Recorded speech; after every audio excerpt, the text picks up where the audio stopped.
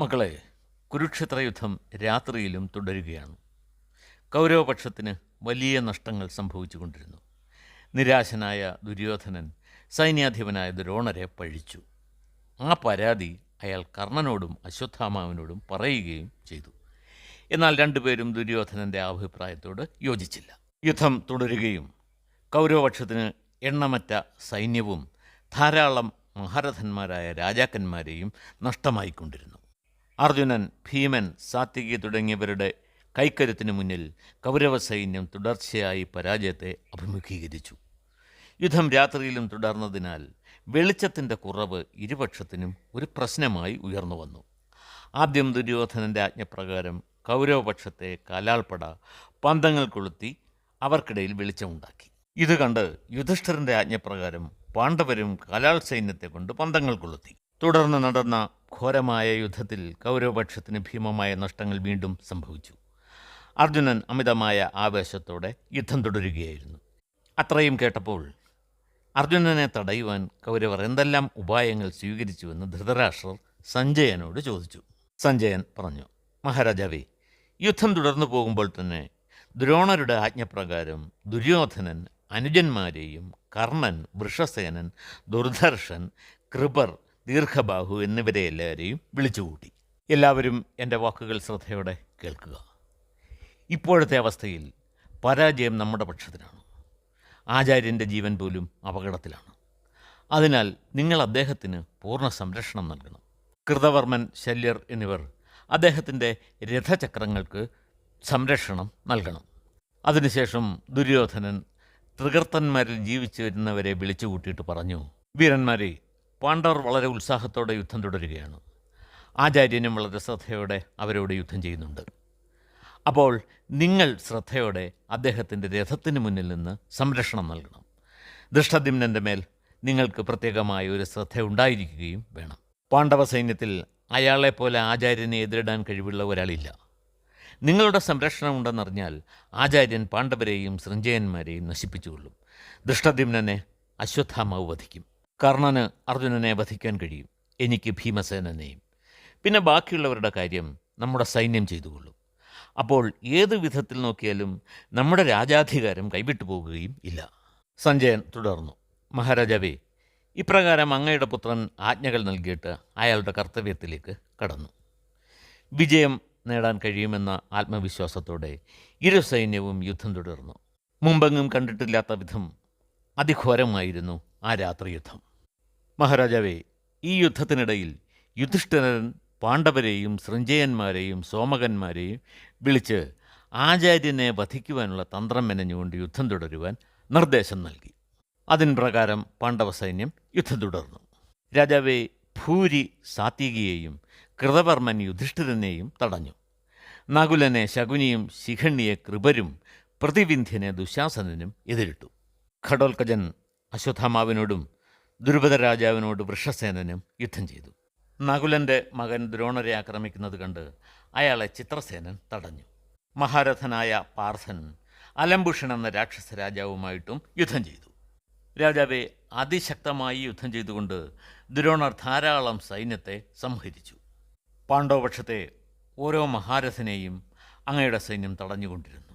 കൃതവർമ്മനും യുധിഷ്ഠിരനും തമ്മിലാണ് പോരാട്ടം നടന്നത്. ഇരുവരും അസ്ത്രശക്തിയാൽ പരസ്പരം മുറിവേൽപ്പിച്ചു. ഒരു വേള കൃതവർമ്മൻ്റെ അമ്പേറ്റ് യുധിഷ്ഠിരൻ്റെ വില്ല് മുറിഞ്ഞു വീണു. മറ്റൊരു വില്ലേന്തി ധർമ്മജൻ എതിരാളിയുടെ കൈകളിലും മാറിലും അസ്ത്രങ്ങൾ തറച്ചു. പക്ഷേ കൃതവർമ്മൻ കൂടുതൽ ഉത്സാഹിയാകുകയാണ് ചെയ്തത്. ഒരസ്ത്രമയച്ച് യുധിഷ്ഠിരൻ്റെ തേർക്കുതിരകളെ വധിച്ചു. മറ്റൊരസ്ത്രത്താൽ സാരഥിയെ വധിച്ചപ്പോൾ യുധിഷ്ഠിരൻ ഒരു വാളും എടുത്തുകൊണ്ട് അടുത്തു കണ്ട മറ്റൊരു രഥത്തിൽ കയറി. ധർമ്മജൻ വീണ്ടും യുദ്ധം ആരംഭിച്ചുവെങ്കിലും കൃതവർമ്മൻ്റെ ശരമേറ്റ് മാർച്ചട്ട തകർന്നു. മറ്റൊന്നാൽ പരിചയും പിന്നെ ഒന്നുകൊണ്ട് വാളും മുറിഞ്ഞുപോയി. അപകടം തിരിച്ചറിഞ്ഞ് യുധിഷ്ഠിരൻ യുദ്ധരംഗത്തു നിന്നും പിൻവാങ്ങി. അപ്പോൾ കൃതവർമ്മൻ ദ്രോണരുടെ രഥചക്രങ്ങൾ സംരക്ഷിക്കുവാൻ പോയി. മഹാരാജാവേ, സാത്യകിയും ഭൂരിയും തമ്മിൽ ഉണ്ടായ യുദ്ധം അതിഭയാനകമായിരുന്നു. ഇരുവരും ജീവനിൽ കൊതിയില്ലാത്തവണ്ണം യുദ്ധം ചെയ്തു. പക്ഷേ സാത്യകി തൊടുത്തുവിട്ട ഒരസ്ത്രമേറ്റ് ഭൂരി ഇഹലോകവാസം വെടിഞ്ഞു. ഭൂരി മരിച്ചത് കണ്ട് അശ്വത്ഥാമാവ് സാത്വികയോട് ഏറ്റുമുട്ടി. അപ്പോൾ ഘടോൽക്കജൻ അലറിക്കൊണ്ട് അശ്വത്ഥാമാവിനെ തടഞ്ഞു. ഇരുട്ട് കട്ട പിടിച്ചു തുടങ്ങിയിരുന്നു. പന്തങ്ങളുടെ ദീപങ്ങൾ മങ്ങിയാണ് കത്തിയിരുന്നത്. എങ്കിലും രാക്ഷസനായിരുന്ന ഘടോത്കചനെ അതൊന്നും ബാധിച്ചതേയില്ല. അയാൾ ശക്തമായി പ്രയോഗിച്ച അസ്ത്രമേറ്റ് അശ്വത്ഥമാവ് രക്തം വാർന്ന് തേർക്കൊടിമരത്തിൽ ചാരി മോഹാലസ്യപ്പെട്ടിരുന്നു പോയി. ബോധം വീണ്ടെടുത്ത ദ്രോണപുത്രൻ ചാടി എഴുന്നേറ്റയച്ച ഒരസ്ത്രം ഘടോത്കചൻ്റെ മാറിൽ തന്നെ തറച്ചു. അതിൻ്റെ ആഘാതത്തിൽ ബോധമറ്റ് തേർത്തട്ടിൽ വീണ ഘടോത്കചനെ സാരഥി യുദ്ധരംഗത്തു നിന്നും അകലേക്ക് കൊണ്ടുപോയി. മഹാരാജാവെ, ഇതേ അവസരത്തിൽ യുദ്ധം ചെയ്തുകൊണ്ടിരുന്ന ദ്രോണരുടെ അടുത്തേക്ക് ഭീമസേനൻ അട്ടഹസിച്ചുകൊണ്ട് പാഞ്ഞെടുത്തു. അയാൾ ആചാര്യന് നേരെ അയച്ച അസ്ത്രങ്ങളെല്ലാം ദുര്യോധനൻ തടഞ്ഞു. അപ്പോൾ ഭീമൻ മറ്റൊരസ്ത്രത്താൽ ദുര്യോധനനെ മുറിവേൽപ്പിച്ചു. സഞ്ജയൻ തുടർന്നു, മഹാരാജാവേ, ഭീമൻ്റെ ശരമേറ്റ് മുറിവ് പറ്റിയ ദുര്യോധനൻ പിന്നെ അതിശക്തനായി മാറുന്ന കാഴ്ചയാണ് കണ്ടത്. ഭീമൻ്റെ ഒരു ശരത്താൽ ചാപം മുറിഞ്ഞു വീണുവെങ്കിലും പുതിയൊരു വില്ല് കയ്യിലെടുത്ത അങ്ങയുടെ പുത്രൻ ഭീമസേനനെ ശരങ്ങളാൽ വിഷമിപ്പിക്കുകയായിരുന്നു. ദുര്യോധനൻ്റെ വില്ലിൽ നിന്നും പുറപ്പെട്ട ശരങ്ങൾ ഭീമൻ്റെ വില്ലിനെ തകർത്തു. ഭീമൻ പുതിയൊരു വില്ലെടുത്തു. അതും ദുര്യോധനൻ മുറിച്ചു.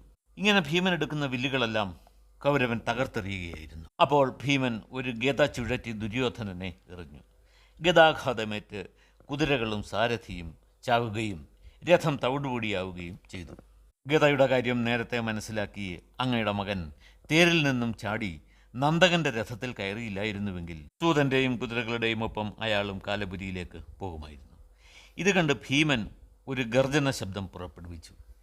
അത് കേട്ടപ്പോൾ കൗരവ സൈന്യം പലായനം ചെയ്യാനുള്ള പഴുതുകൾ നോക്കി. രാജാവേ, യുദ്ധഭൂമിയുടെ മറ്റൊരു ഭാഗത്ത് സഹദേവൻ ദ്രോണരെ ആക്രമിക്കുകയായിരുന്നു.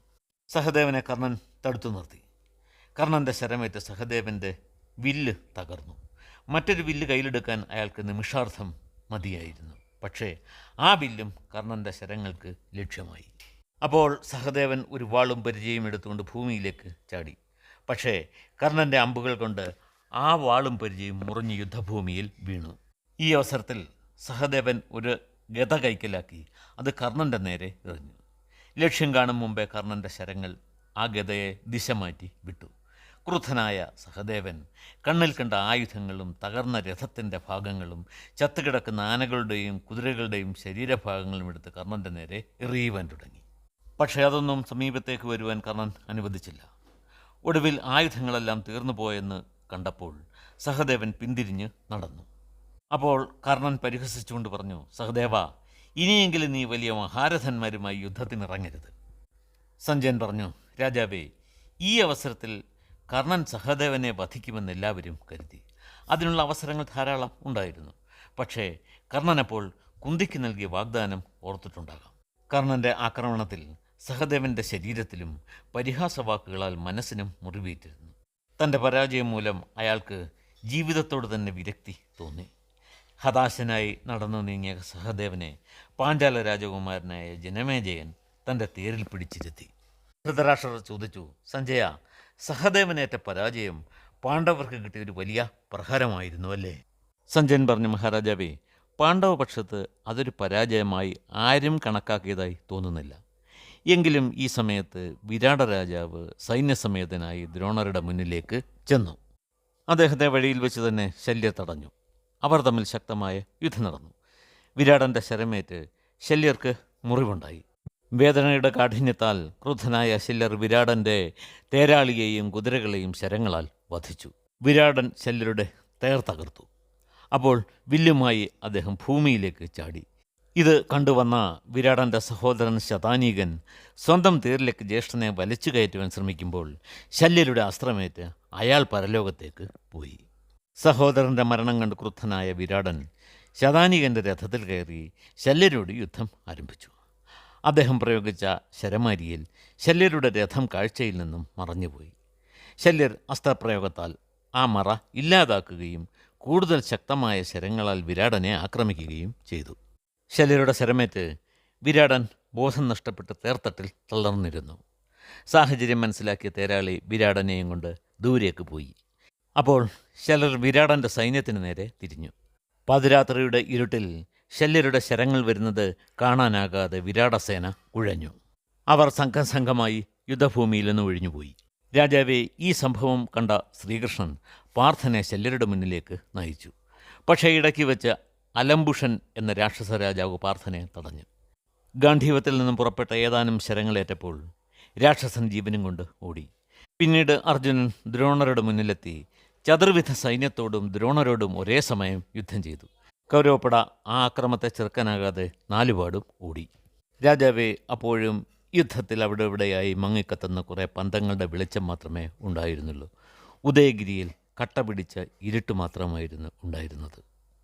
ഈ കഥയുടെ ബാക്കി ഭാഗം നമുക്ക് അടുത്ത ദിവസം കേൾക്കാം.